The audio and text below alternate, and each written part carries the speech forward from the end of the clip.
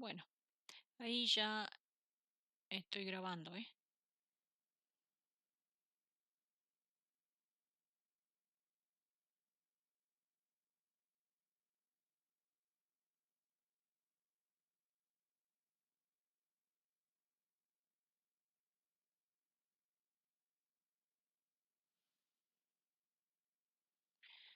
Bueno, ya están viendo mi pantalla, ¿no? Sí, profe. Sí, profe. Bien. Bueno, no están todos, pero bueno, vamos a ir empezando igual. Hoy vamos a ver entonces la segunda volumetría que nos toca ver. La vez pasada trabajamos en la volumetría ácido-base, hoy vamos a ver volumetría de precipitación. ¿Se acuerdan que la clase pasada les había dicho que las volumetrías se diferenciaban según el tipo de reacción que se producía? En el caso de la volumetría ácido-base, bueno, se producía la reacción entre un ácido y una base. Uno de los dos, ya sea el analito o el reactivo valorante, era un ácido o una base.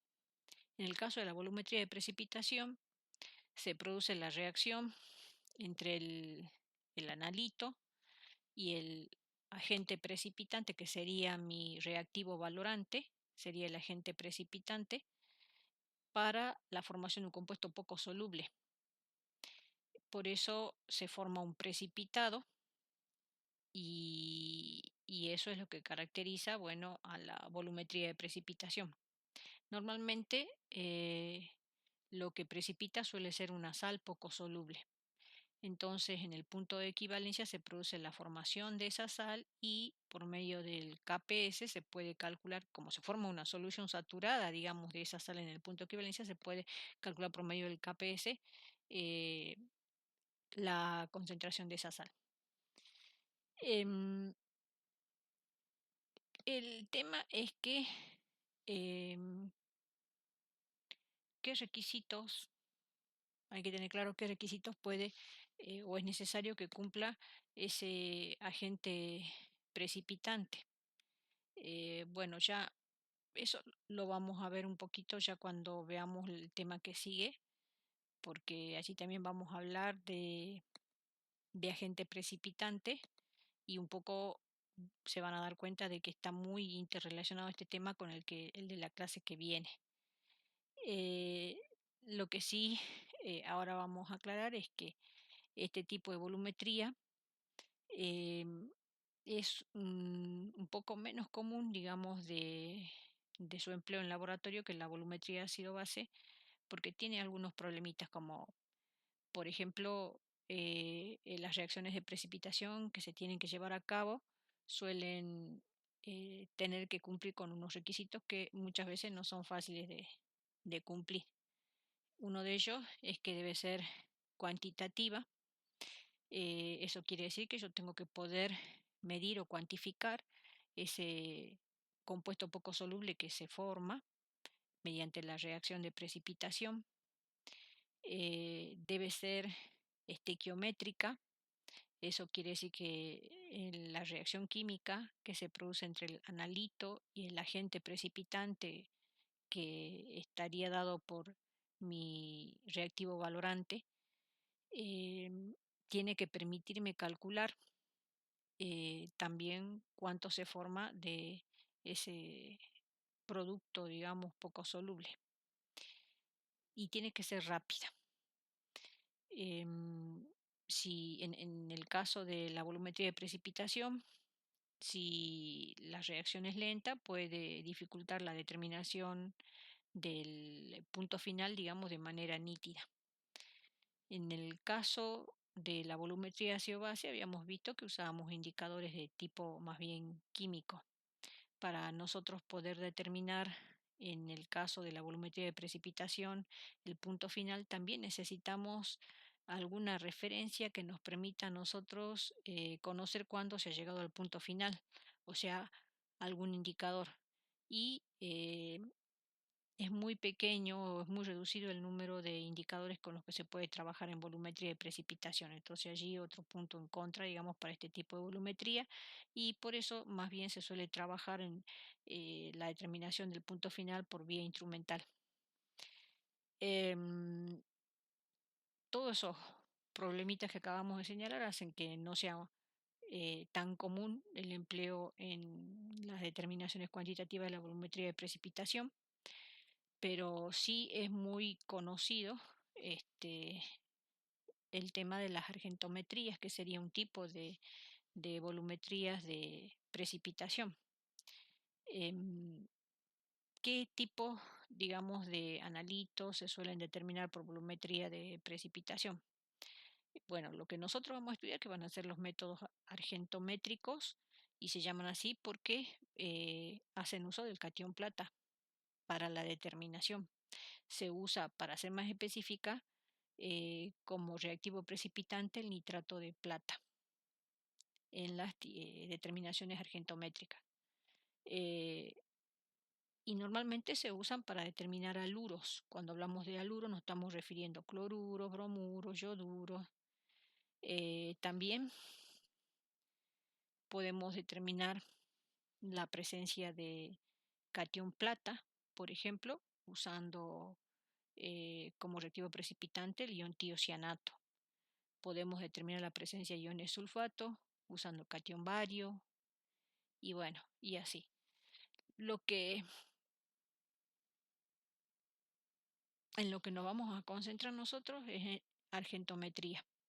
Y dentro de lo que es argentometría, o sea, eh, volumetría de precipitación, donde nosotros vamos a usar como reactivo valorante o agente precipitante el nitrato de plata. Tenemos tres métodos bien importantes, que serían el método de Moore, de Bolar y Faham. Este, analitos que se suelen determinar por estos métodos, bueno, allí me está apareciendo los aluros, por eso aparece cloruro, bromuro, yoduro, ioncianuros, sulfuros, carbonatos, cromatos, oxalatos, fosfatos, arseniatos, y bueno, allí está ese carbono, nitrógeno, oxígeno con carga menos que aparece, que sería el ion fulminato o cianato, también conocido como cianato. Em, ¿Qué es lo común de las argentometrías? Como ya les había dicho, emplear como reactivo titulante o valorante el nitrato de plata, que a su vez es mi agente precipitante y que lo podemos conseguir como patrón primario si se lo adquiere siendo un reactivo de alta pureza. Pero es además de un reactivo caro, muy caro, es sensible a la luz, es inestable al contacto con materiales reductores, entonces eh, más bien se trabaja con nitrato de plata, no de tan elevada pureza, sino de una calidad en la cual lo voy a poder usar, pero como patrón secundario, entonces voy a tener que estandarizarlo. En esta tablita tienen explicado cómo sería la estandarización o normalización de la solución de nitrato de plata para ser usada en argentometría. Se usa una solución de cloruro de sodio como patrón. Y ahí está descrito el método. Nosotros ya hemos visto en qué consiste la estandarización, así que después ustedes lo pueden leer. Ya saben que como patrón entonces el cloruro de sodio, perdón, para estandarizar la solución de nitrato de plata. Em, Avanzando con volumetría de precipitación y más específicamente con las argentometrías, los tipos de indicadores que usamos son prácticamente de dos tipos. Serían los indicadores químicos, que son del tipo de indicadores que se usan en el método de Moore y de Bolar. Ya vamos a ver cuáles son. Y en el método de Fajan es un indicador que se conoce como de adsorción. En el esquema se muestra cuáles son esos indicadores. En el caso del método de Moore sería el cromato de potasio, que cuando preparamos la solución le da esa coloración amarilla, amarillo bien intenso, y ese podría ser el color que tengamos cuando llegamos al punto final. Digo podría porque en realidad ya cuando veamos con más detalle el método de Moore van a ver que en realidad se describe el color como un rojo ladrillo, pero depende de cuál sea la muestra. A veces el color no es tan rojo, se ve más bien como naranja. ¿M? Eh, en el caso del método de Volar, o sea, este sería el indicador químico del método de Morse, el cromato de potasio. En el caso del método de Volar es alumbre férrico. Esta es su fórmula y el color que le da, digamos, a la muestra cuando nosotros se lo añadimos es ese color levemente amarillo, y cuando finaliza, pues en el punto final toma un color rojo, pues se forma un complejo. Eh, Después vemos ya con detalle qué es lo que pasa, por qué ese cambio. En el caso del método de Faham, dijimos que allí ya no se usan indicadores químicos, sino indicadores de absorción. Eh, bueno, ahí en la imagen no se distinguen los nombres de los indicadores, pero son fluoresceína, eosina, indicadores de este tipo, que tienen, como pueden ver, fórmulas bastante complejas y que, por ejemplo, en el caso de la fluoresceína, primero se tiene esa coloración. Cuando tengo liberado, digamos, en forma aniónica, sobre todo el indicador, le da esa coloración como tipo un verde fluo, que va cambiando de color levemente a medida que prosigue la titulación, y en el punto final ese indicador es absorbido sobre la superficie del sólido que precipita, y cuando es absorbido toma ese color rosado y me indica ya el final de la valoración. Eso es lo que ocurre, digamos, con los indicadores durante el proceso de titulación. Eh, bueno, acá tienen un poco más detallado el cambio que sufre el indicador. En el caso del método de Moore, el cromato de potasio, el ion cromato en realidad le da esa coloración a las soluciones que uno prepara con el ion cromato, un color amarillo intenso, que en presencia del catión plata puede reaccionar y formar el cromato de plata.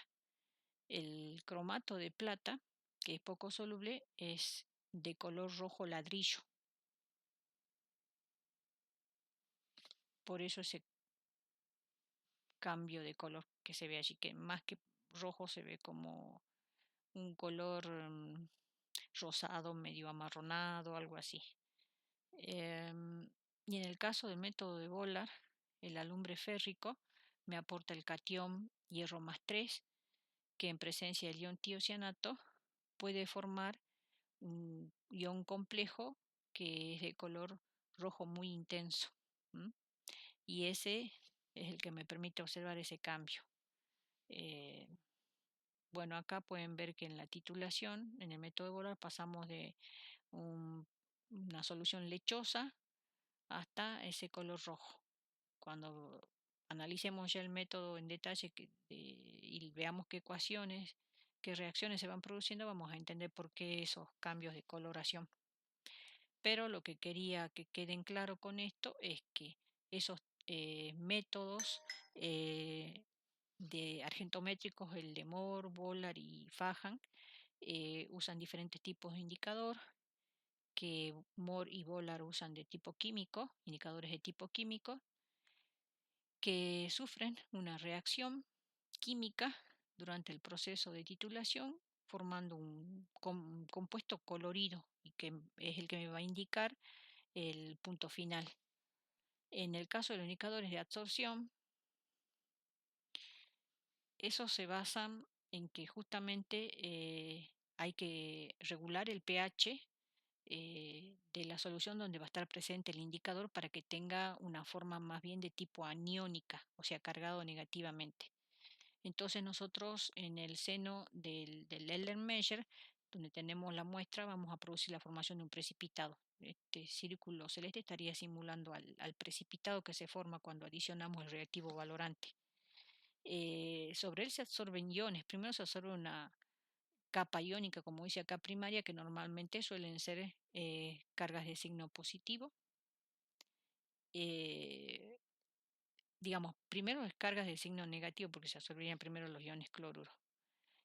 Después tenemos una capa secundaria, como esa está cargada negativamente, va a traer las cargas positivas que serían los cationes plata, cuando ya me van quedando más en exceso por el agregado del reactivo precipitante. Y cuando ya esa partícula me queda con esa carga positiva, como yo tengo el indicador polarizado o cargado negativamente, y cómo logro que se cargue negativamente regulando el pH de la solución, este, esta partícula, digamos, de precipitado que está cargada va a traer a, a mi indicador y se absorbe en la superficie de las partículas. Y entonces se produce el cambio de coloración. En un primer momento, antes de que se absorba, tenemos ese color más bien de tipo flúor, y cuando ya se absorbe, toma un color rosado, como el que se ve,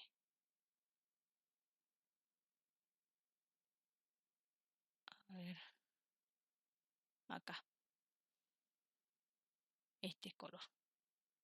Ese es el color que se ve cuando ya el indicador de absorción es absorbido sobre la superficie del precipitado. Y eso es lo que me está indicando el cambio de coloración. Entonces, en todos estos tres métodos ya van a ver que es importante el manejo del pH en el que se está produciendo la valoración.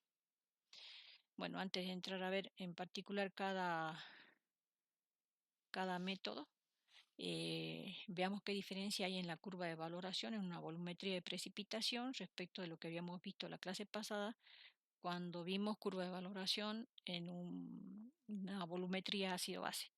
En una volumetría ácido-base nosotros teníamos representado acá en ordenada pH en función del volumen de reactivo valorante.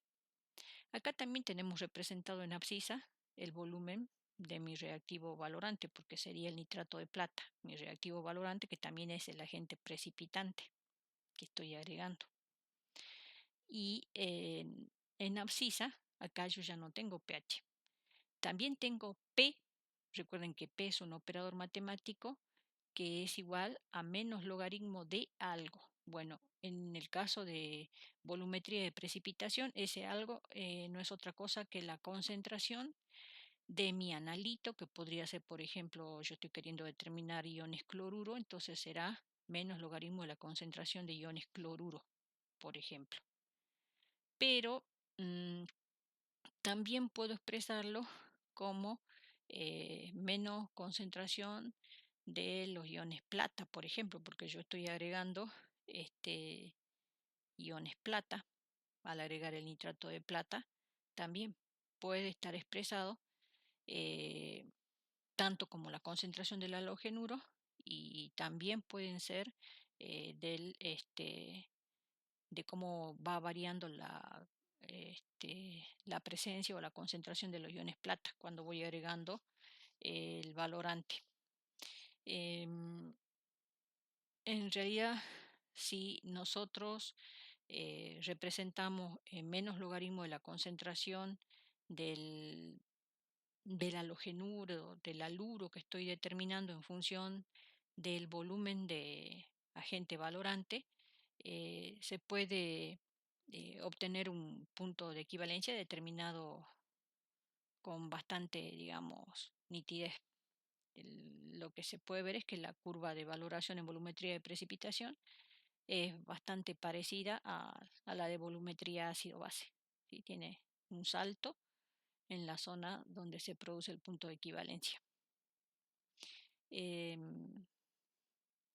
Bueno, si queremos analizar un poco lo que está pasando a medida que nos vamos moviendo a lo largo de la curva de valoración, en la primera etapa, digamos, antes de llegar al salto que corresponde al punto de equivalencia, em, nosotros lo que estamos haciendo es agregar el reactivo valorante, que sería mi agente precipitante, que lo que va a hacer es ir consumiendo los iones cloruro, por ejemplo, si lo que estoy queriendo es determinar cloruro, los va a ir consumiendo y lo que me vaya quedando en la solución, digamos, sin reaccionar, la concentración, esa remanente, es la que a mí me serviría para calcular acá menos P de la concentración del haluro. En la zona del punto de equivalencia, yo tengo que ya se ha producido la reacción total entre el reactivo valorante que he agregado y los iones cloruro que tenía en mi analito, o sea, reaccionaron todos los iones cloruro. Quiere decir que tengo en ese punto formado una solución que va a ser saturada de cloruro de plata. ¿M? Entonces recuerden que si yo tengo una solución saturada de un compuesto poco soluble, yo puedo calcular su concentración como la solubilidad, y la solubilidad se calcula a partir del Kps. En este caso, como la sal sería cloruro de plata, la puedo calcular como la raíz cuadrada del Kps. De esa manera puedo calcular acá esa concentración. Y una vez que ya he consumido todos los iones cloruro, ya me va quedando en exceso los iones plata, porque los iones plata que me va agregando ya mi reactivo valorante no tiene más iones cloruros con que reaccionar. Entonces ya paso a esta zona, post equivalencia, ¿sí? Acá ya tengo exceso de iones plata. Y esa concentración de ese exceso de iones plata la puedo calcular también desde el Kps, reemplazando allí, ahí me aparece la concentración de iones cloruro, que bueno, me va a ir variando y puedo ir calculando los excesos del catión plata que tengo acá en esta zona de posequivalencia. Eso en cuanto a lo que se va dando en la medida que se lleva a cabo el proceso de valoración por volumetría de precipitación. Si ya nos metemos de lleno en argentometría, en cada uno de los métodos que vamos a ver, el método de Moore, que sería un método que entra dentro de los que serían de titulación directa. Nosotros tenemos el analito, pongamos, tengo una muestra que tiene iones cloruro, que es lo que yo quiero determinar. Voy a agregar como reactivo precipitante el nitrato de plata, y es el catión plata el que va a reaccionar con el anión cloruro para formar el compuesto poco soluble, que es cloruro de plata. Ese precipitado es de color blanco. Pero yo no tengo algo todavía que me indique cuando corto la adición del reactivo precipitante, algo que me indique el punto final. Necesito un indicador. El indicador que se usa en el método de Moore, nosotros hemos visto que es de tipo químico y que era el cromato de potasio y de una concentración así de bajita, 0,005 molar, que le da una coloración levemente amarilla, la presencia de este indicador. Eh, y más intenso todavía si es que fuera más concentrada la solución. Esa es la razón por la que se usa una concentración tan bajita, para que luego el color del ion cromato no interfiera con el color que vamos a tener en el punto final de la valoración. ¿Cómo actúa este indicador? Bueno, yo tengo el anión cloruro, acá lo voy a dibujar, en el Erlenmeyer, acá tengo el anión cloruro. Adiciono en mi reactivo de precipitación los iones plata como nitrato de plata. El catión plata reacciona con todo el anión cloruro y se forma cloruro de plata blanco. Cuando se ha consumido todo el anión cloruro, entonces de este ya no hay más. Y acá, ¿qué me va apareciendo? Me van apareciendo el exceso de cation plata que no tiene ya con quién reaccionar. Y yo no tendría forma de darme cuenta si no pondría el indicador. ¿Por qué me doy cuenta? Porque al estar acá el cromato de potasio, este ion cromato, a la primer gota que me produzca el primer exceso del cation plata, ya se produce esta reacción y se forma cromato de plata que ya no es de color blanco, sino que es el de color rojo ladrillo. Entonces me doy cuenta cuando ha terminado de reaccionar todo el anión cloruro, porque una vez que se consume el anión cloruro ya me aparece el primer exceso de cation plata que no tiene ya más anión cloruro para reaccionar. Entonces está solito, libre, reacciona con el ion cromato el primer exceso y me cambia el color a color rojo ladrillo. Entonces, apenas aparece este color, yo ya sé que se ha consumido todo el anión cloruro, porque la plata que reaccionó con este ion cromato eh, ya está en exceso. ¿M? Entonces, este tipo de titulación normalmente eh, suele contemplar algún tipo de corrección haciendo una titulación por blanco porque, digamos, se determina el punto final, pero por agregado de un pequeño exceso de cation plata.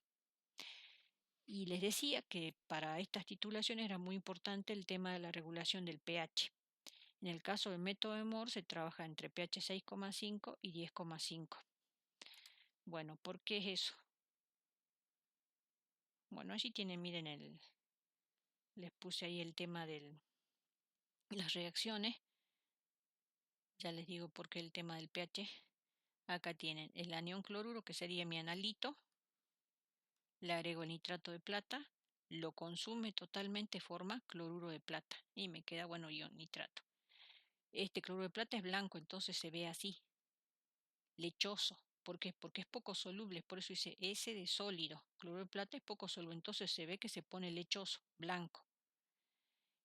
Al estar presente el indicador cromato, el ion cromato, con el primer exceso que yo tenga de iones plata, porque ya todo el nitrato de plata que agregué consumió ya los aniones cloruro, entonces lo que agrego ya no tiene con quién reaccionar, entonces el cation plata reacciona con el cromato y me forma cromato de plata que se tiene el color rojo ladrillo y se ve ese cambio de color. Ven que se ve más que rojo ladrillo, como un rosado. Em, bueno, acá están puestos los valores de los KPS de estos dos compuestos poco solubles que se forman. Primero sería el sólido cloruro de plata, que es color blanco, que es poco soluble, tiene este KPS. Y el otro sólido que se forma es el cromato de plata, que tiene otro color y que me indica el punto final, y tiene este KPS. De acuerdo a los valores de KPS, ¿cuál es menos soluble? Miren los valores, uno es del orden del 10 a la menos 12 y el otro 10 a la menos 10. ¿Cuál es menos soluble? El cromato de plata. Bien, el cromato de plata. Este es menos soluble, o sea que esperaríamos que este se forme primero y no este. Sin embargo, se forma primero el cromato de el cloruro de plata y después recién el cromato. Pero eso tiene que ver porque hay una cosa que, bueno, cuando uno esto lo ve en química, uno por ahí a veces no se lo aclara. Está bien que nosotros comparamos los valores de los KPS para decir, bueno, el que tiene más bajo KPS es menos soluble. Sí, está bien. Esperaríamos que precipite primero. Está bien, pero hay que fijarse en la estequiometría del compuesto. Es más difícil satisfacer, digamos, la estequiometría para la formación del cromato que la del cloruro de plata.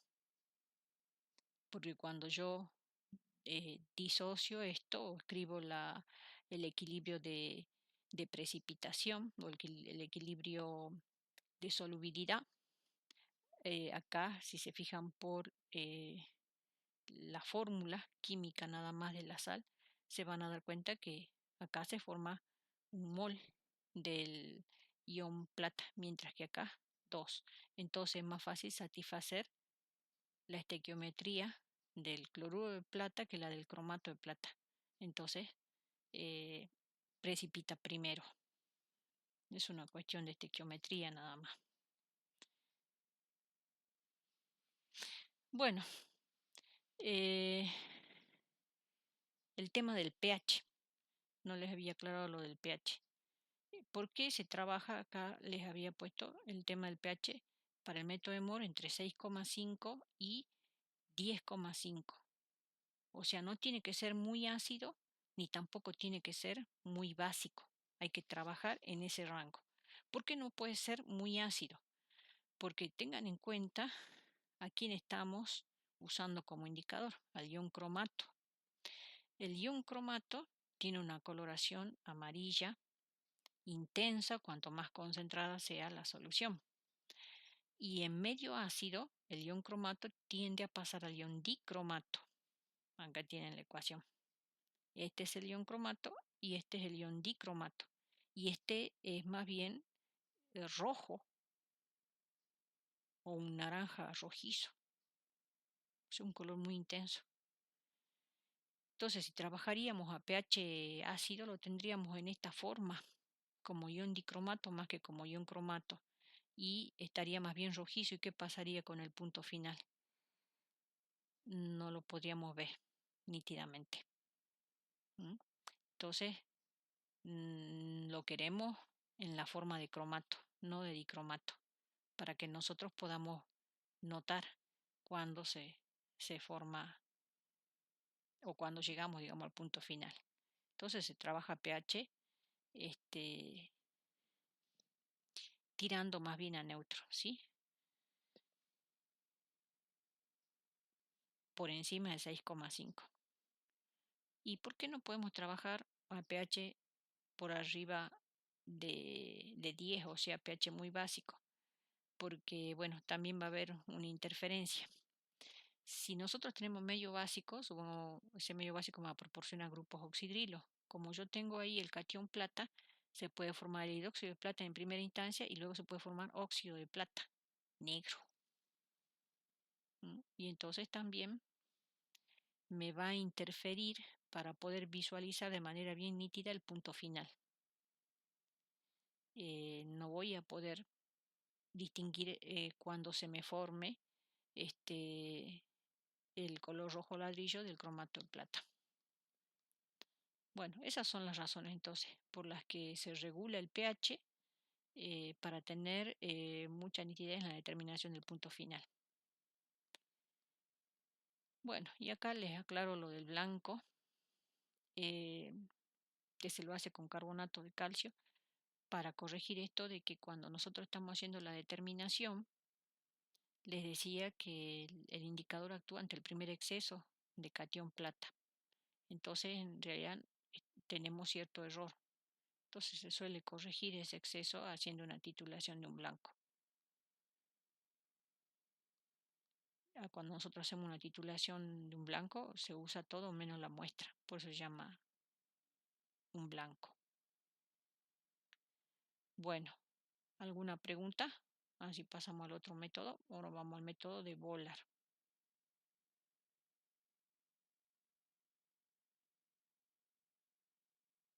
¿Ninguna?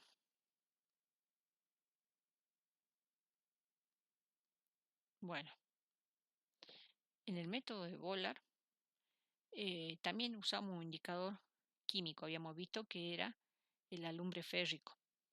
Este método usa lo que nosotros vimos la clase pasada, que llamamos una valoración por retroceso. Este es un tipo de valoración, digamos, más bien indirecta. Ya vamos a ver bien por qué. También es por retroceso o por retorno, como dice allí. También mi reactivo precipitante o mi solución valorante es el nitrato de plata.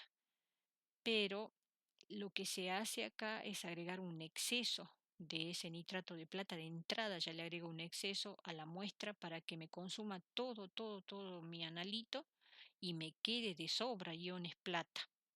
Y lo que voy a hacer es titular ese exceso de iones plata que me queda ya porque no tiene más analito con quien reaccionar, y lo voy a titular, lo voy a determinar a él como con una solución, o sea, hago ahí una valoración con el tiocianato de potasio. Y para hacer esa valoración voy a usar como indicador el alumbre férrico. El alumbre férrico es el que me aporta el catión hierro más 3, que me va a ayudar a determinar el punto final en la valoración. El pH, como les decía, en todas estas valoraciones es muy importante el tema del pH. El pH tiene que estar entre 2 y 5, o sea que me conviene tener más bien un pH ácido. Y eso tiene que ver con el hecho de que tengo que evitar que el catión hierro me hidrolice. Es por eso. ¿Qué se hace para acidificar el medio? Para regular el pH de trabajo, en este caso, se agrega una solución de ácido nítrico que puede tener concentraciones de 0,1 a 1 molar. ¿Cuáles serían las reacciones, digamos, que se dan en la titulación? Primero, aclaremos cuál podría ser, por ejemplo, mi analito. Supongamos que lo que yo quiero determinar sea iones cloruro, como en el caso anterior, por el método de Moore. Y le agrego, pero le voy a agregar en exceso, los iones plata. ¿Cómo? Agregándole la solución de nitrato de plata, eh, una cantidad importante para que yo esté segura que acá hay un exceso. Entonces me precipita todo el cloruro, me aseguro que ha precipitado todo, se forma un precipitado blanco. Estoy entonces segura de que hay exceso de catión plata. Y ese exceso de catión plata lo voy a titular. Hago la titulación con una solución de tiocianato de potasio a la que la tengo que estandarizar. Y al reaccionar ese catión plata con el tiocianato se me forma un precipitado de tiocianato de plata que también es blanco. Uso como indicador el alumbre férrico. ¿Por qué? Porque me va a ayudar a determinar también por exceso. ¿Por qué? Porque voy a tener acá este hierro más 3 es de la lumbre, y este ion tiocianato es de mi reactivo valorante. Cuando el reactivo valorante me consume todo el catión plata en exceso, la primera gota de tiocianato que ya no tiene catión plata con qué reaccionar, reacciona con el alumbre férrico y me forma este complejo de color rojo.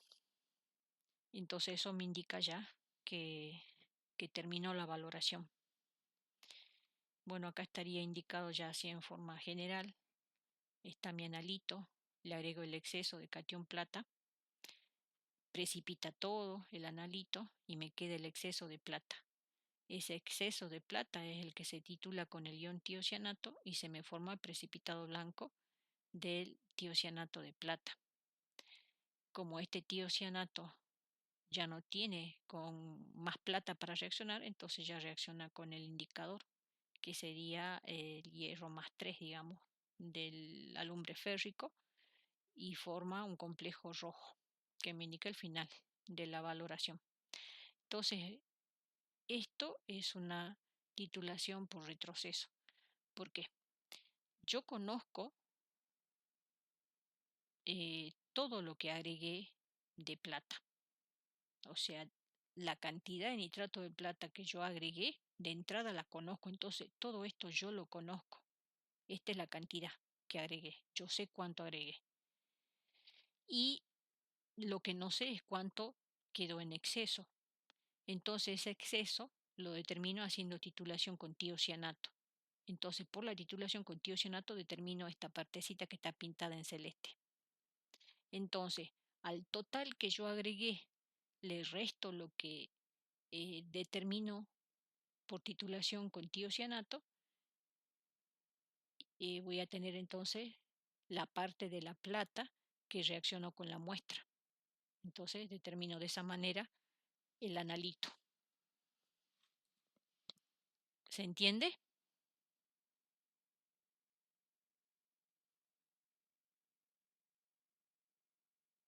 ¿Se entiende eso, chicos? Sí, profe. Bueno, acá está un ejemplo eh, de cómo sería la aplicación del método de Volar. Por ejemplo, si quisiera determinar cloruro en una muestra de yogur, se miden 10 mililitros de la muestra de yogur. Esta sería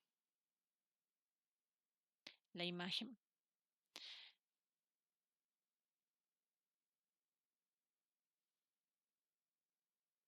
Bueno, acá se ve, se prepara solución con esos 10 mililitros de la muestra y se lleva a foro, ¿no? Se mide una pequeña alícuota, digamos, de esa muestra que hemos diluido acá. Esos 10 mililitros se han diluido. Acá no se ve bien de qué volumen es matraz, pero pareciera ser de 100 mililitros. Pongamos que se preparan 100 mililitros con esos 10 mililitros de muestra. Se toma 10 mililitros de esa dilución y se le va a agregar 10 mililitros de la solución de nitrato de plata que, como sabemos, ya está estandarizada. ¿Mm? Este es mi reactivo precipitante. Se agregan 10 mililitros. Sabemos que entonces se ha eh, precipitado todo el cloruro presente en la muestra y que me tiene que haber quedado un exceso. Se acidifica con ácido nítrico. Sabemos que se tiene que llevar a cabo en medio ácido para que no hidrolice el ion férrico. Y se coloca 1 mililitro del indicador, que sería el alumbre férrico. Se agita para, dice, coagular el precipitado, o sea, quiere decir que no estamos asegurando que se lleve a cabo de manera completa la reacción entre el anión cloruro y el nitrato de plata agregado en exceso. Y lo que me queda de plata sin reaccionar, luego se lo titula con la solución del tiocianato. Eso es lo que está mostrando allí. Bueno, se pone sobre papel blanco porque lo que queremos determinar es cuando se produzca la formación del complejo. Nosotros esperábamos un complejo rojo, sangre, decía, pero miren que en realidad el color que toma es más bien un naranja pálido, permanente, con la titulación. Y ahí ya hemos determinado, digamos, el exceso de catión plata en la titulación. Bueno, después con todos esos datos hay que hacer cálculos. Eh, lo que les quería decir es que si bien uno cuando describe el método puede describir los colores de los compuestos que se forman, eso va a estar sujeto a la coloración natural, digamos, que ya le dé a los preparados que uno tiene con las muestras en cuestión. ¿Sí? De allí que por ahí el color que se ve no es exactamente el que según la teoría se tiene que ver. Bueno, esto es más de lo que ya les había dicho. Fíjense en acá, es más tenue todavía el color que se ve. No es un rojo sangre, es más claro todavía. Bueno, acá lo único que faltaría aclarar de este método es que hemos visto que se forman eh, dos precipitados. Los dos son blancos. El primero es el de cloruro de plata porque le agregué exceso de nitrato de plata para que reaccione todo el cloruro y ese precipitado es blanco. Y el segundo precipitado que se forma es el de eh, tiocianato de plata, que también es blanco, que se forma por reacción del exceso con los iones tiocianato. Y ya hemos visto que en realidad para indicar el punto final nos basamos en la reacción entre el exceso del ion tiocianato y el indicador, que sería el alumbre férrico, que toma el color del complejo rojo. Pero resulta que este cloruro de plata puede interferir en la valoración del tiocianato de plata que se hace con el tiocianato de la plata.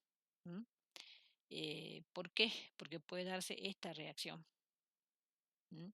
O sea, puede reaccionar este cloruro de plata con el ion tiocianato, este que se formó primero.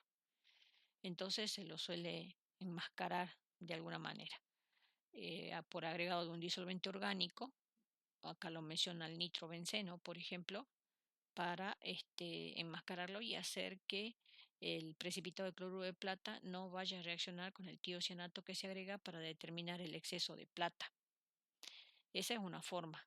Lo otro que se podría hacer es que antes de hacer la valoración eh, con el con el tiocianato se haga una filtración y se separe todo el cloruro de plata que sea precipitado. Entonces se evita esa reacción secundaria. Bueno, eso sería con respecto al método de Bolar. ¿Alguna pregunta?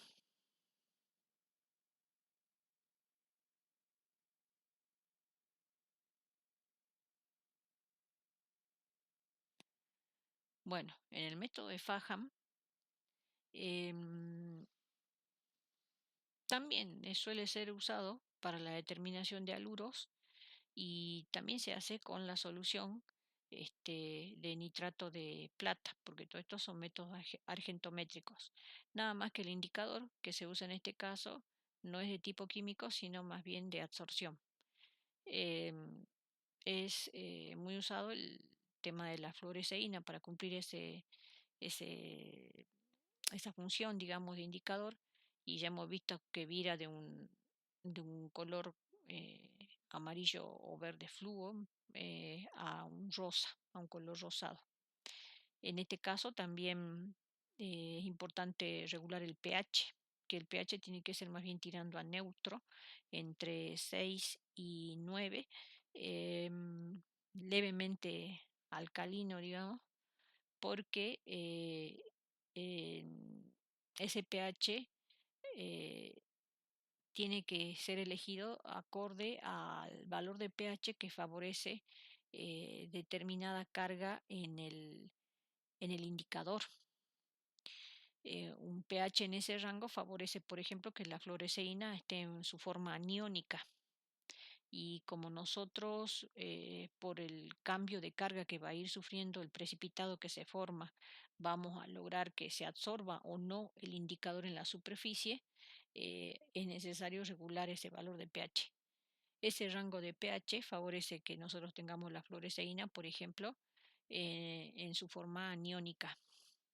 Entonces, cuando el precipitado adquiera una carga positiva, es absorbido en la superficie y se produce el cambio de coloración del indicador.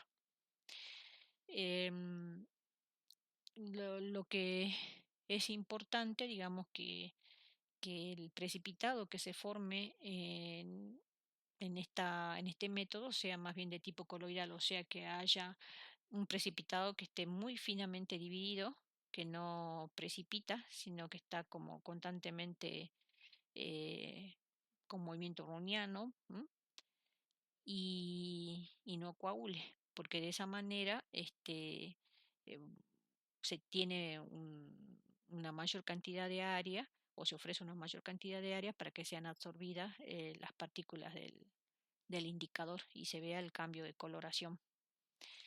Em, bueno, antes del punto de equivalencia, nosotros dijimos, bueno, se produce la formación del cloruro de plata por reacción de, por ejemplo, si mi analito es cloruro, con el nitrato de plata se forma el cloruro de plata. Y primero se adicionan o se atraen, digamos, partículas del anión cloruro alrededor del precipitado de cloruro de plata.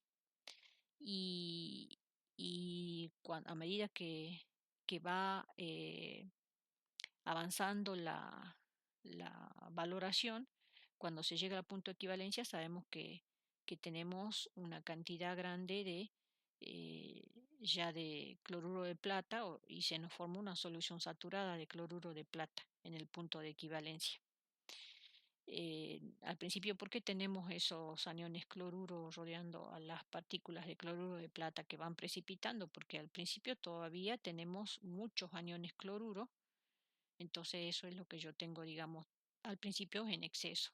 En el punto de equivalencia ya tengo una solución bien concentrada de cloruro de plata, por eso decimos tenemos la solución saturada de cloruro de plata en el punto de equivalencia. Una vez que hemos pasado el punto de equivalencia, ya lo que me está sobrando no son iones cloruros, sino iones plata. Entonces, a las partículas sólidas, digamos, de cloruro de plata, me están rodeando más bien cationes plata. Como yo tengo regulado el pH en un valor donde la fluoresceína está en su forma aniónica, o sea, con carga negativa, es atraída hacia las partículas de precipitado y al ser absorbidas en la superficie de la partícula de precipitado se produce el cambio de coloración y se ve el color rosado. Entonces con eso nosotros sabemos que se ha producido o hemos llegado, bueno, al punto final de la valoración. Em, ese fenómeno de absorción, entonces, en otras palabras, es el que a mí me está posibilitando la identificación del punto final de la valoración. Bueno, allí tienen de manera esquemática eh, para poder ver qué es lo que está pasando durante el proceso. O sea, antes del punto de equivalencia, eh, yo tengo exceso de partículas de iones cloruro porque solo algunas se han transformado en cloruro de plata. En el punto de equivalencia tengo la solución saturada de cloruro de plata. En todo momento, como tengo regulado el pH, tengo el indicador en su forma aniónica. Y después el punto de equivalencia entre el primer exceso de catión plata, eh, ya tengo cationes platas liberados, ya no hay más aniones cloruros con los que pueda formar cloruro de plata, entonces son atraídos las partículas del indicador que tienen carga negativa por el sólido precipitado y se produce el cambio de coloración cuando es absorbida en la superficie del precipitado.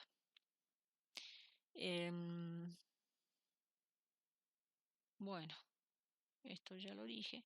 En esta tablita les estoy mostrando de manera sintética cuáles serían los puntos, digamos, más importantes a tener en cuenta en cada uno de los métodos arquentométricos. En el caso de Moore, Bolar y Fajan, el rango de pH en el que se trabaja, cuál es la solución valorante, el indicador, si son métodos directos o por retroceso y cuáles suelen ser los analitos para los cuales se usa el método.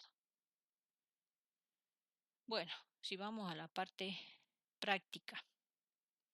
Si vamos a la parte práctica, vamos a ver un ejercicio de aplicación, de cálculo de aplicación en el método de Moore y vamos a ver uno del método de Bolar. El de método de Bolar, vamos a verlo casi completo, el final no, porque primero tenemos que ver gravimetría para entender el cálculo final nada más. Pero después lo vamos a ver casi todo. Bueno, ¿alguna pregunta antes de ver lo que es la parte práctica? Parte práctica sí se toma, para los que rinden equivalencia, se toma. Los chicos también que rindan el parcial puede entrar un ejercicio, algo cortito, sencillo, no complicado, lo mismo los de equivalencia, sin nada distinto a lo que hayamos hecho. Tienen también ejercicios para practicar esto en la guía que yo les he pasado.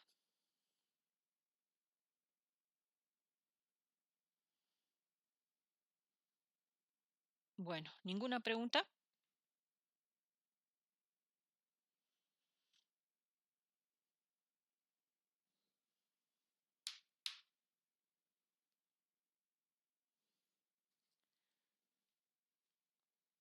Bueno, yo les señalo acá a quienes tengo presentes. Ustedes me dicen si me falta nombrar a alguien, porque como estoy presentando, yo no puedo ver en la pantalla ahora. Yo tengo presente a Flores Lourdes, Guitián, Quispe Alex, Saldivia Brisa, Aldonate y Vargas Nicole. ¿Alguien más está?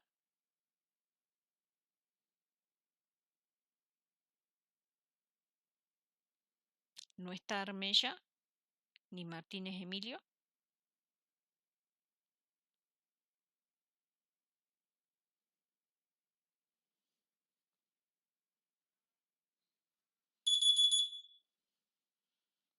Bueno.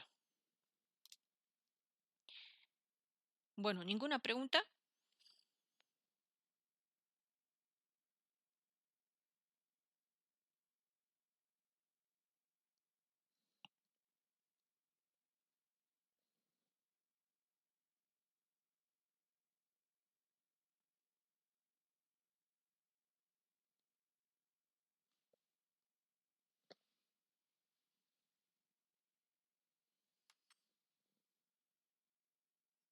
Bueno, veamos entonces el problema de aplicación del método de Moore. Tenemos una muestra que contiene cloruro de sodio. La muestra pesa en total 5 gramos y lo disolvemos en 200 mililitros de agua. Se toma 15 mililitros de esa dilución y se titula con solución de nitrato de plata 0,05 normal. Usamos como indicador el cromato de potasio porque estamos trabajando con el método de Moore. Y cuando hacemos la titulación con el nitrato de plata se gasta un total de 10,9 mililitros de la solución de nitrato de plata. Me pide calcular el porcentaje peso-peso de cloruro de sodio en la muestra. Entonces, tenemos como analito los iones cloruro que están presentes en la muestra. La muestra tiene cloruro de sodio. Y hacemos la determinación por el método de Moore, entonces usamos nitrato de plata que me aportan los iones plata.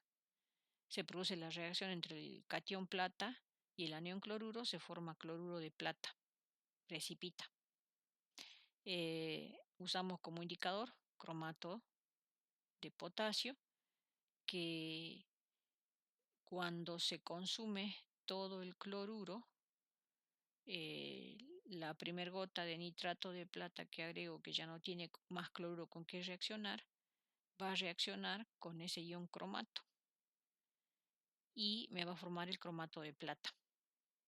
Y este es el que tiene supuestamente el color rojo ladrillo y me indica que corto la titulación. En el punto de equivalencia se verifica que el equivalente analito es igual al equivalente de valorante. Mi analito, ¿quién es? El cloruro de sodio. Y mi agente valorante, el nitrato de plata. ¿Qué datos tengo yo? ¿Cómo puedo calcular esto equivalente? Bueno, yo lo puedo calcular de estas dos maneras, así o así. Depende de qué datos tenga yo. Si yo quiero calcular el equivalente de valorante, ¿cuál es el valorante? El nitrato de plata. El nitrato de plata lo tengo como una solución cuya concentración yo la conozco y estoy midiendo cuánto gasto para producir la valoración. Entonces voy a tener datos de volumen y de concentración para el nitrato de plata. Entonces el equivalente lo puedo calcular como el producto de la concentración de la solución por el volumen de la solución que yo gasto. Entonces así yo voy a tener los equivalentes de plata que me lo está aportando el nitrato de plata. Sería esta parte de mi ecuación, el equivalente de valorante. Mi analito, ¿quién es? El cloruro de sodio. El cloruro de sodio lo tengo presente acá en la muestra y no tengo concentración ni tengo volumen, pero ¿Qué datos tengo yo? Tengo masa, conozco la masa molar del cloruro de sodio. ¿M? Entonces, yo puedo calcular los equivalentes dividiendo la masa de la sustancia cuyo equivalente quiero calcular sobre el peso equivalente. ¿Y quién sería acá? Mi sustancia, el cloruro de sodio. Bueno, entonces, si yo reemplazo acá masa de mi analito, que sería el cloruro de sodio, sobre peso equivalente cloruro de sodio, va a ser igual a la concentración del nitrato de plata por el volumen de nitrato de plata. ¿Qué quiero conocer? Y bueno, la masa de mi analito. Conozco la concentración de la solución, el volumen que gasto de la solución de nitrato de plata, el peso equivalente cloruro de sodio lo puedo sacar perfectamente, que va a ser igual directamente a la masa molar. En valor numérico va a ser igual a la masa molar del cloruro de sodio. Porque cómo se saca el peso equivalente de una sal. ¿Recuerdan cómo se saca el peso equivalente de una sal? Esto que es igual. La sal sobre la carga del catión. La masa molar de la sal sobre la atomicidad, como acá tengo 1 sería, ¿sí?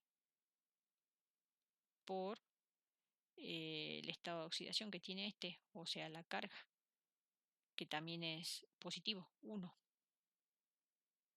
Entonces me queda directamente igual a la masa molar de la sal, que sería el cloruro de sodio, que es esto, ¿sí? ¿Está? Supongamos que fuera esta mi sal,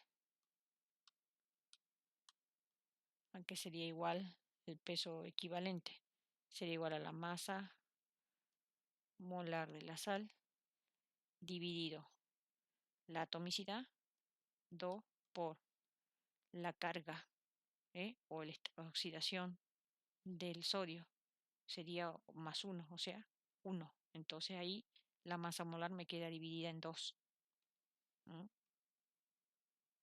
Así se saca. Entonces acá, por la fórmula que tiene la sal, me queda directamente igual a masa molar de cloruro de sodio. La masa molar me da eso, 58,5, ¿sí? Entonces esto es el peso equivalente. Esto es la normalidad de la solución de nitrato de plata. Esto es el volumen pasado a litro, que lo tengo de dato, me lo da el enunciado, que hemos gastado en la titulación. Entonces, de esa manera, yo tengo calculada la masa de cloruro de sodio. Ahora, ¿eso dónde está? Eso está en los 15 mililitros que hemos tomado de la solución, porque se han preparado 200 mililitros de solución, pero de esos 200 se tomaron 15. Entonces, esto que hemos determinado es lo que hay de cloruro de sodio en los 15 mililitros. ¿Mm? Entonces, se hace una regla de 3 para sacar cuántos hay en 200. ¿Cuántos gramos de cloruro de sodio hay en 200? Lo que haya en los 200 mililitros es lo que hay en la muestra. ¿Por qué? Porque 5 gramos de la muestra, que era lo que se tenía como muestra, se disolvió en 200 mililitros. Entonces, la masa que calculo en los 200 mililitros es lo que tengo en los 5 gramos de muestra. Bueno, me pide el porcentaje peso-peso. Como esa es la masa que tengo en los 5 gramos de muestra, parto de acá. Para que sea porcentaje peso-peso, yo tengo que sacar el porcentaje peso-peso, es que me da la masa de, no sé, en este caso sería cloruro de sodio, ¿en cuánto? en 100 gramos de muestra. ¿Mm? Eso es la interpretación del porcentaje peso-peso. Porcentaje peso-peso me dice cuánto tengo de, bueno, en este caso, lo que a mí me interesa es cloruro de sodio en 100 gramos de muestra. Hasta ahora lo que hemos hecho es sacar cuánto tengo de cloruro de sodio en 5 gramos de muestra. Entonces, por eso acá se está haciendo una reglita de 3 nada más. Si saco cuánto hay en 100 gramos de muestra, ya tengo el porcentaje peso-peso.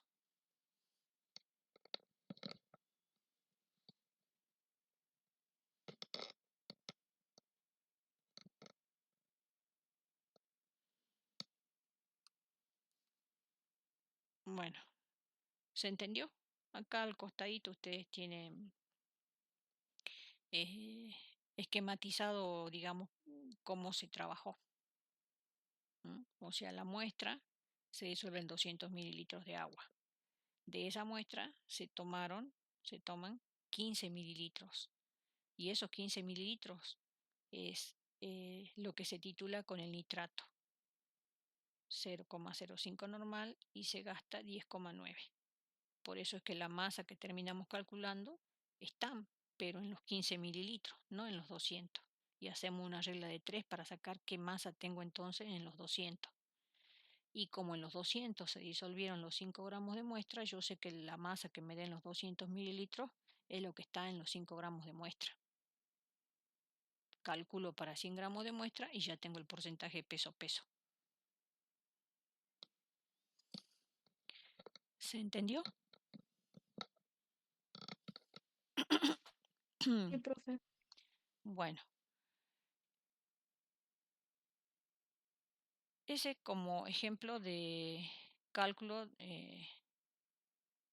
de una valoración por método de Moore. Como les decía en la guía de seminario que ya les pasé la clase pasada, tienen ejercicios para trabajar con esto, ejercitar esto. El otro problemita que vamos a ver es una aplicación del método de Volar. Bueno, el método de Volar habíamos dicho que era un método donde se hace una titulación por retroceso. Primero hacíamos el agregado de un exceso de nitrato de plata que me produzca la reacción completa de todo mi analito. Y el exceso que me quedaba de plata sin reaccionar era lo que iba a titular con tiocianato.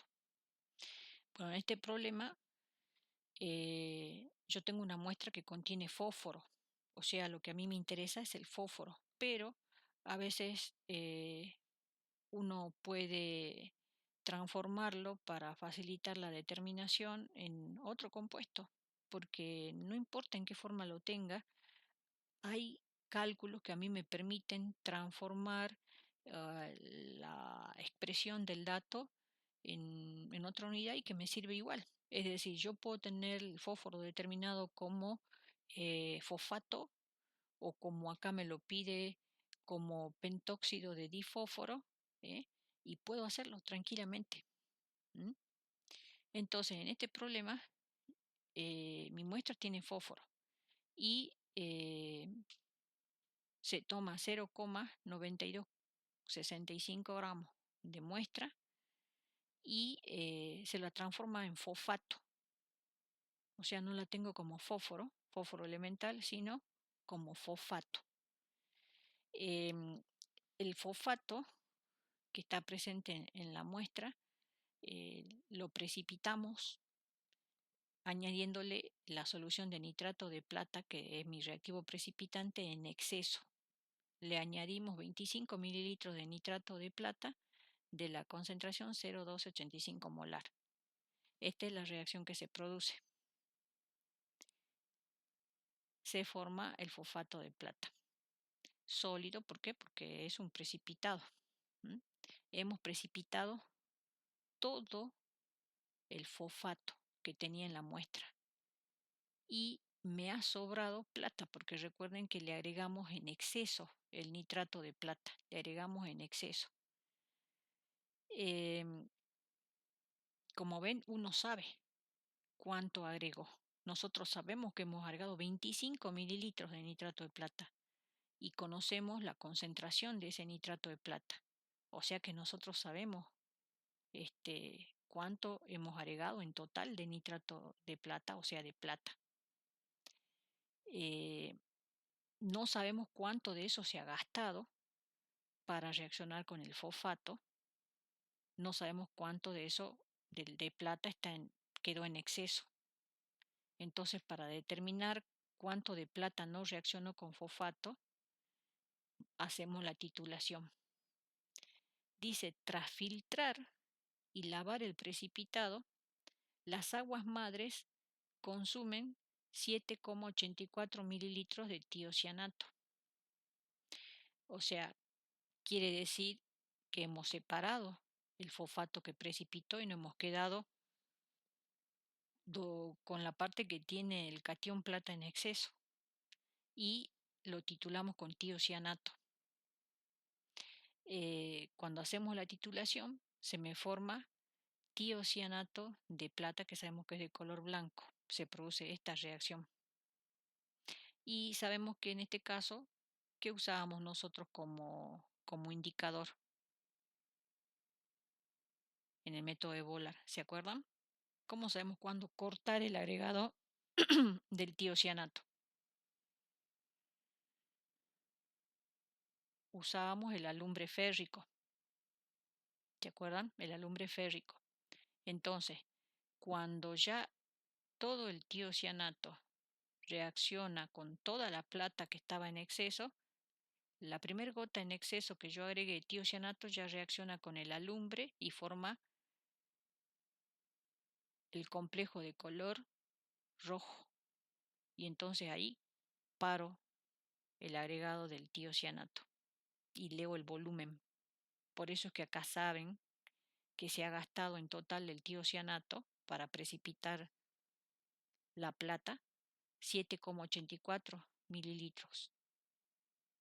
Y yo conozco la concentración del tiocianato porque está estandarizado. Ambas eh, soluciones están estandarizadas, el nitrato de plata y el tiocianato.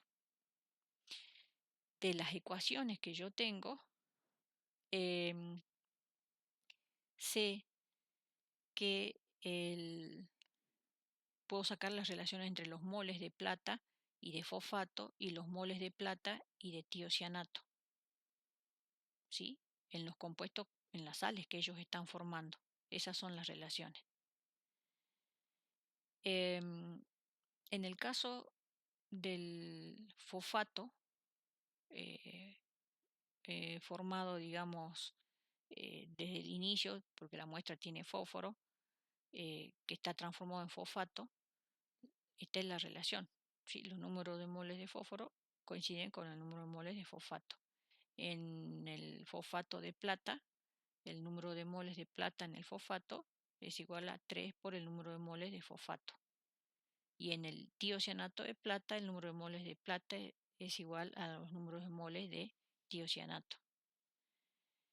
Ahora tenemos en cuenta cuál es la relación entre los moles que se han puesto en juego en todo el proceso de la titulación. Yo tengo un número de moles de plata total que se han gastado, que yo lo puedo calcular perfectamente. ¿Por qué? Porque yo sé cuánto nitrato de plata he agregado en total. Yo tengo la concentración y tengo el volumen de nitrato de plata que he agregado en total. Entonces, si yo multiplico volumen por esta concentración de nitrato de plata, voy a tener los moles de plata total añadido. Y eso es lo que hace acá. El número total de moles de plata añadido es la concentración de nitrato de plata que usé para agregar en exceso por el volumen total de ese reactivo que agregué en exceso. Acá están pasados los mililitros a litros, por eso ese cambio. ¿Y a qué es igual el número total? El número total de plata, de moles de plata, es igual a los moles de plata que han reaccionado o que se han consumido para reaccionar o precipitar el fosfato, más los moles de plata que se han titulado con el tiocianato. ¿Mm? Eso es lo que está escrito acá. Ahora, los moles de plata que han reaccionado con el fosfato son iguales a 3 veces los moles de fosfato que sale de la estequiometría de la reacción. Y los moles de plata que han reaccionado con el tiocianato son iguales a los moles de tiocianato.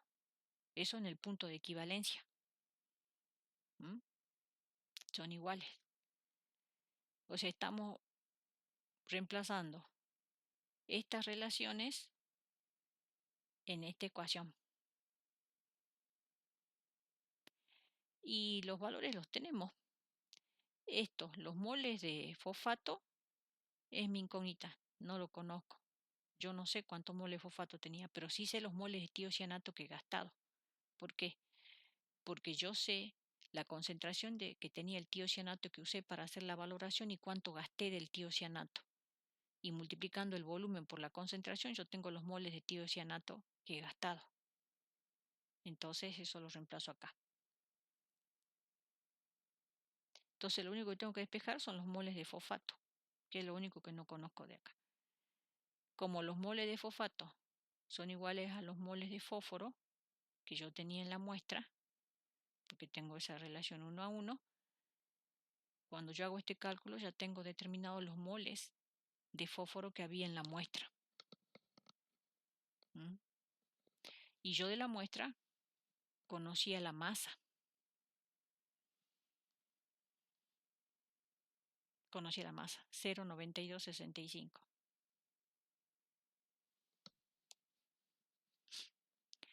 Bueno, una vez que ya tengo los moles de fósforo en la muestra, yo puedo calcular la masa de fosfato en la muestra. Porque nosotros sabemos que el número de moles es igual a masa sobre masa molar. Entonces, si yo de ahí despejo la masa, es igual a los números de moles por la masa molar. Los números de moles ya los tenemos calculados acá. Y la masa molar del fosfato la podemos sacar porque conocemos la fórmula del fosfato de plata. Y da esto, 0,334 gramos. Bueno, hasta ahí lo único que hicimos es calcular la masa de, de fosfato en la muestra. Pero el problema me pide calcular el contenido de fósforo expresándolo como pentóxido de difósforo. Y acá nosotros estamos expresando el contenido de fósforo como fosfato. Hasta ahí. ¿Sí? Este cálculo extra que se hace acá hace uso de lo que se conoce como factor gravimétrico, que lo vamos a aprender a sacar eh, en gravimetría. Cuando veamos gravimetría, entonces esto ya se va a entender. Porque, como les decía, yo puedo expresar lo que yo estoy determinando cuando hago una determinación de diferentes maneras. O sea, yo puedo expresar el contenido de fósforo como fosfato, el contenido de fósforo como un óxido eh, o como fósforo mismo. Y, y yo puedo, conocido la expresión, digamos, del contenido de fósforo, supongamos como fosfato, yo lo puedo transformar al contenido de fósforo como óxido o de la forma que a mí me lo pidan, usando lo que se conoce como factor gravimétrico. ¿Mm? Entonces, por ahora hasta ahí nada más. Ese último cuadrito lo vemos la semana que viene para que se entienda. ¿Alguna pregunta de esta parte?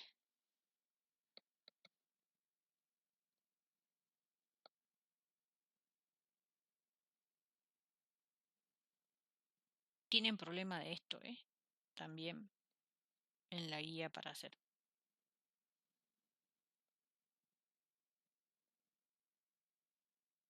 ¿Alguna duda?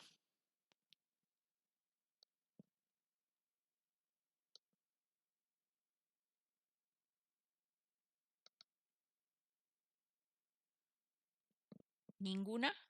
Bueno, o es que se entendió o no se entendió nada. Cuando no se pregunta nada, o es que se entendió o no se entendió nada.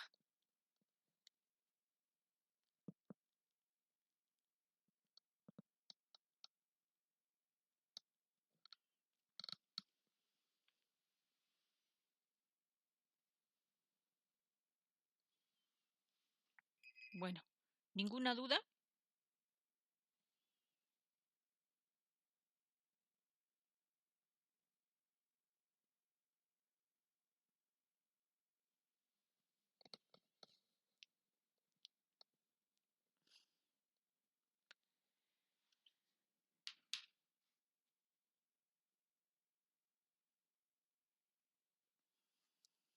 Bueno, ¿hay alguien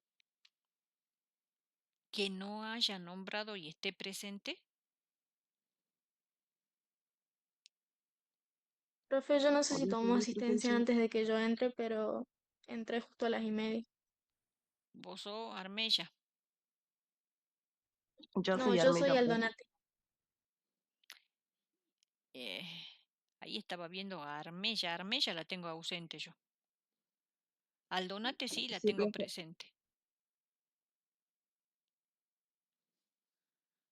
Ah, bueno, profe, gracias. Bueno, a ver, tomo asistencia por cualquier cosa. Armella, ahí la veo. Presente. Flores Lourdes,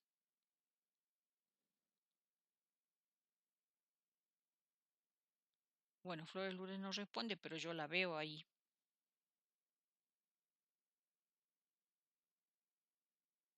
Bueno, así tampoco se vale conectarse e irse. Guitián, Presente, profe. bien. Martínez Emilio, bueno, Martínez Emilio no está, si tiene, no sé si dejó o qué va a hacer. Bueno, Quispe Alex, sí lo vi conectado, pero bueno, no lo veo ya.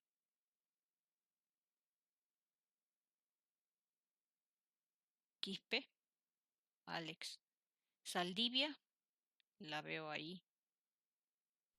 Presente, profe. Mm. Aldonate, bueno, que me dijo, y Vargas Nicole. Bueno, bien. Este, ¿Se va entendiendo, chicos? ¿Se entendió lo de hoy o no? De todo modo, ahí lo que quedó pendiente de ese pequeño cálculo que hay al final, eso lo van a entender ya cuando veamos cómo se calcula el factor gravimétrico en gravimetría, que es bastante sencillo. Así ya entienden esa parte.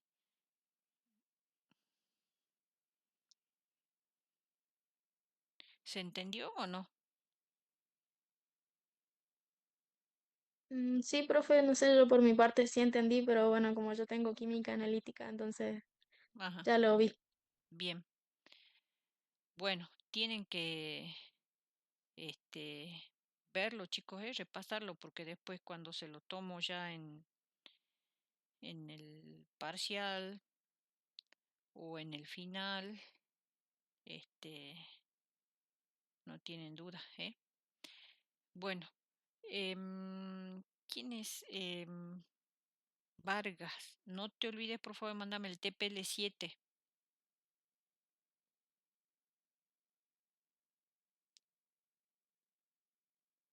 o Malena es la que me tiene que mandar. Malena creo que es, ¿no? Sí, sí, yo. Ajá, no, Vargas no. Malena, no te olvides de mandármelo. ¿Ya lo tenés hecho? Porque para ayer era, ¿eh? Hoy se lo mando. No sabía que era para ayer, pensé que era para el jueves. No, no, para ayer, porque ya así ya te lo devuelvo corregido, porque el jueves vos ya vas a hacer el otro laboratorio, el de volumetría. ¿M? El jueves ya te lo corrige el profe, lo escaneas y me lo mandas. Lo mismo, eso va tanto para el Donate como para Vargas, ¿no?